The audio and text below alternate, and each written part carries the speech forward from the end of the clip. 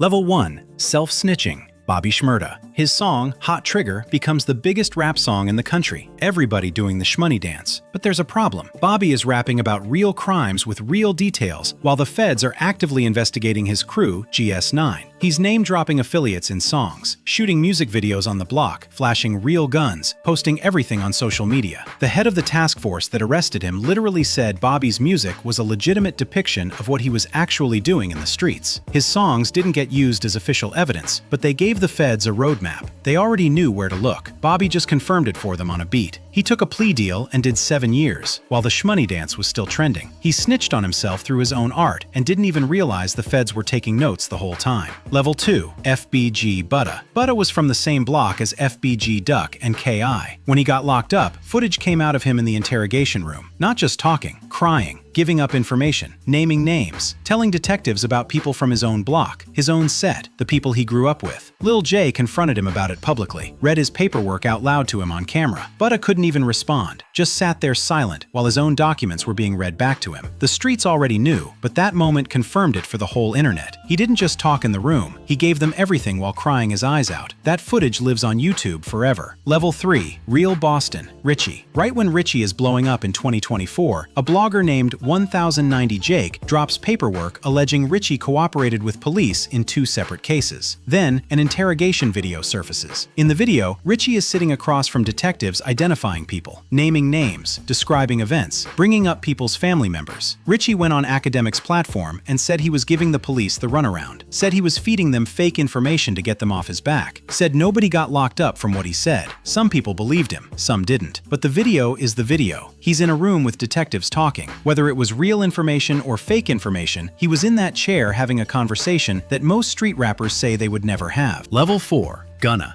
In May 2022, Young Thug, Gunna, and 26 other YSL members get hit with a RICO indictment. The feds say YSL isn't just a label, it's a gang. Gunna sits in jail 7 months, bond denied over and over. Then in December, he takes an Alford plea. In court, the judge asks him if YSL is a gang and if members committed crimes. Gunna says yes, one word, while Thug is still fighting for his life in another cell. He didn't testify, didn't name names, but that yes on the record while his co-defendant was still on trial was enough. The industry turned on him overnight.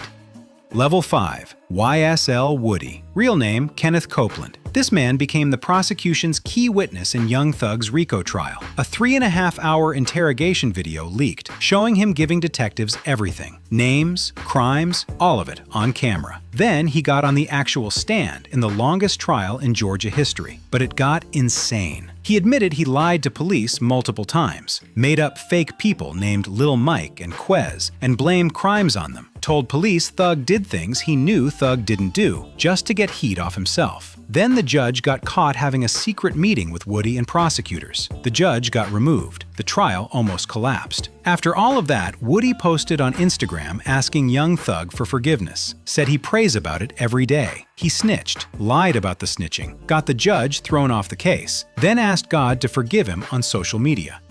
Level 6. 6ix9ine. In 2018, he was facing 47 years for racketeering and armed robbery. He was 22, looking at spending his entire adult life in a cell. He sat on a federal witness stand and pointed at his co-defendants on camera, named every member, described the gang structure top to bottom, detailed shootings and robberies, drew the whole map for the prosecution, got 2 years instead of 47, served less than 2, walked out and went on Instagram Live the same day trolling everybody, didn't hide, didn't go to witness protection, made snitching his whole brand. The industry blackballed him, but he's still walking around free.